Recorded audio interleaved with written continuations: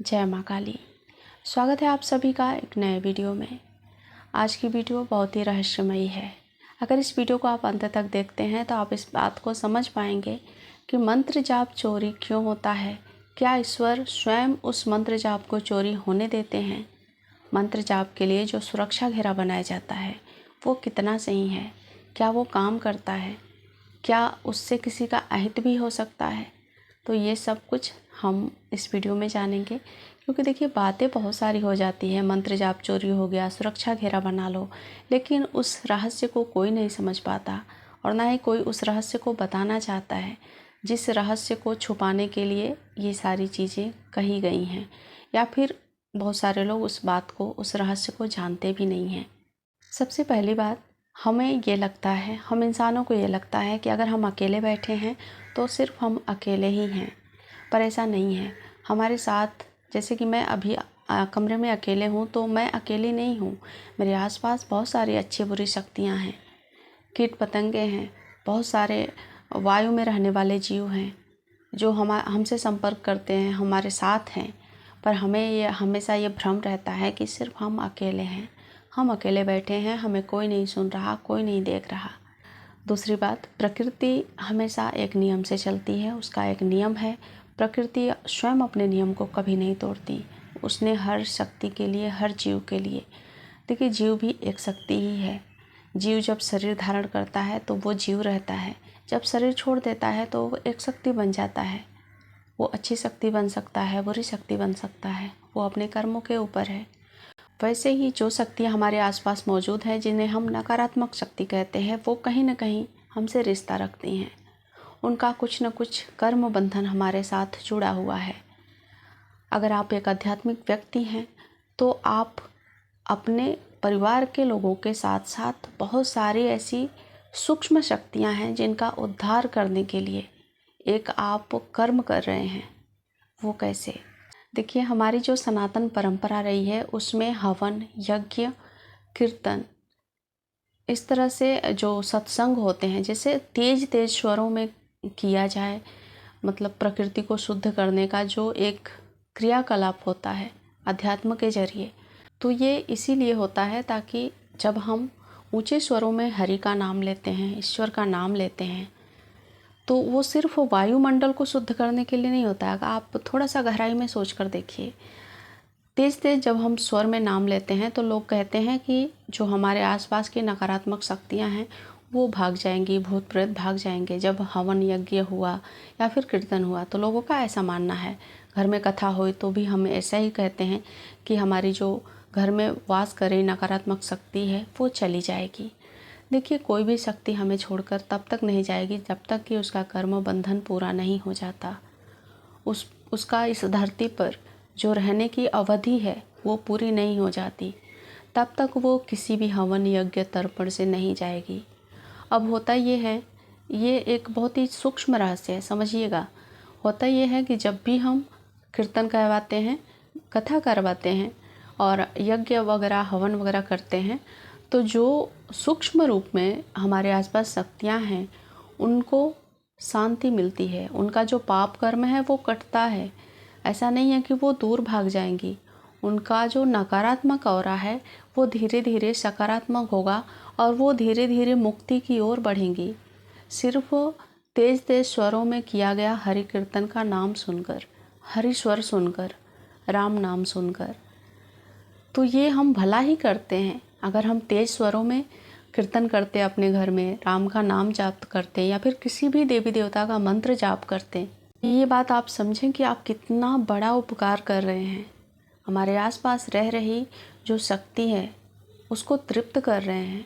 उस शक्ति को तो वैसे ही बेचैनी है, परेशान है वो मुक्त होने के लिए। तो वो शक्ति धीरे धीरे, जैसे जैसे आप मंत्र जाप करेंगे तेज स्वरों में, नाम जाप करेंगे तेज स्वरों में, तो एक समय ऐसा आएगा जब वो आपके किए गए नाम जाप की ऊर्जा उस शक्ति को लगेगी। क्योंकि आप तेज तेज स्वरों में मंत्र जाप या फिर नाम जाप कर रहे हैं, या फिर हर समय, मतलब समय समय के अंतराल पर आप अपने घर में सत्यनारायण का कथा करवा रहे हैं, यज्ञ करवा रहे हैं, हवन कर रहे हैं, तो ये सारी चीज़ें आपके पास रह रही जो सूक्ष्म आत्माएं हैं, सूक्ष्म जीव हैं, उनके कल्याण के लिए ही होगा। आप एक कल्याणकारी काम कर रहे हैं, तो आप ये मन में भाव बिल्कुल भी ना रखें कि अपने मंत्र को संरक्षित करना ज़रूरी है। हाँ, आप संरक्षित करेंगे तो वो सिर्फ आपके लिए होगा, लेकिन अगर आप बिना संरक्षित किए मंत्र जाप करते हैं तो इतने सारे जो आत्माएं हैं उनके लिए ये काम करेगा। तो ये एक बहुत ही बड़ा पुण्य का काम होता है। ये हमें करना चाहिए, समय समय पर करना चाहिए। जितने भी लोगों को लगता है ना, ये भ्रम रहता है ना कि जो हमारे पास जो नकारात्मक शक्तियाँ हैं वो मतलब परेशान करने के लिए हैं या फिर कुछ भी। देखिए, परेशान भी शक्तियाँ तभी करती हैं जब प्रकृति का आदेश होता है। जितना समय उनको परेशान करने का रहेगा लिखा हुआ, जितना कर्म बंधन हमारे उनके साथ जुड़े रहेंगे कि हाँ वो शक्ति तुम्हें इतने समय तक, इतने समय के अंतराल में तुम्हारे साथ रहेगी, तुम्हें परेशान करेगी, तुम्हें टॉर्चर करेगी, वो करेगी। पर हमारा काम क्या है? हमें तो हरि कीर्तन करना है, नाम जाप करना है। उसका ऊर्जा अगर ईश्वर चाहें तो हमें लगेगा, नहीं चाहेंगे तो वो हमारे लिए नहीं होगा। वो उन सूक्ष्म आत्माओं के लिए होगा जो हमारे आसपास मौजूद हैं। तो इतना अगर भलाई का काम कर सके तो हमें करना चाहिए। हमें ऊर्जा संरक्षित नहीं करनी चाहिए। इससे जो हमारे घर में पितरवास है, जो पितृलोक का वास हो जाता है, तो उनका भी धीरे धीरे आगे की दुनिया में जो गमन है, उनका रास्ता है, वो सुलभ हो जाता है। सिर्फ हमारे मुख से तेज स्वरों में निकले हुए मंत्र जाप की ऊर्जा से, क्योंकि उनको तो आदेश नहीं है कि वो भगवान का नाम जाप कर सके। वो श्रवण कर सकते हैं और उनका लाभ ले सकते हैं।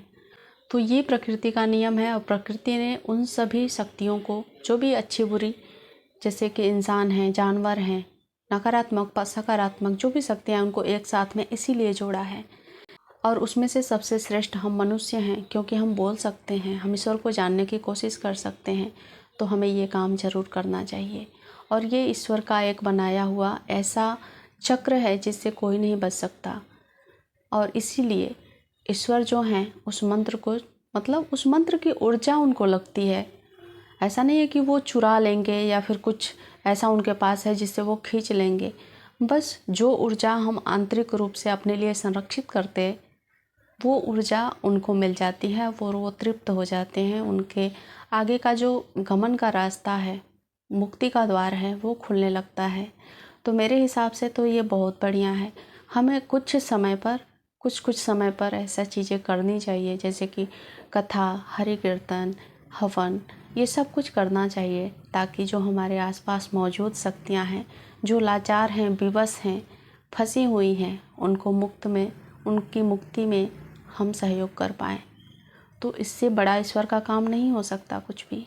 तो आपका क्या राय है, मुझे आप ज़रूर कमेंट में लिखिएगा। आगे अगर आप संरक्षित करना चाहें तो संरक्षित कर सकते हैं, पर देखिए जितना ऊर्जा आपको लगनी है उतना ही लगेगी, जितना ऊर्जा दूसरे को जानी है वो जाएगी। ये प्रकृति का नियम है। तो बेवजह का चिंता ना करें कि मेरा मंत्र चोरी हो जाएगा, मेरी मंत्र की ऊर्जा चली जाएगी। कहीं भी जाएगी वो इस ब्रह्मांड में ही रहेगी, किसी न किसी का भला ही करेगी। इसी सोच के साथ आप हरि कीर्तन करते रहें, नाम जाप करते रहें। कभी कभी देखिए, एक सलाह मैं ये भी देती हूँ, जिसके घर में पितृ अशांत होते हैं, जिसके घर में कुछ बाधाएं होती हैं, तो उन लोगों को ना नाम जाप तेज स्वरों में, हरि कीर्तन, ये सब कुछ हमेशा करना चाहिए, ताकि वो आत्माएं शांत रह सकें उस ऊर्जा से। अब ये मन की बातें और ये मन का भ्रम आप निकाल दें कि जो नकारात्मक शक्ति है वो भागेगी नहीं, बस वो तृप्त हो जाएगी। उम्मीद है इस वीडियो से आपके सभी प्रश्नों का जवाब मिल गया होगा। अगर आपके मन में भी कोई प्रश्न हो तो मुझे कमेंट में ज़रूर लिखें, मैं आपके लिए वीडियो ज़रूर लेकर आऊँगी। जय माता दी, जय माँ काली।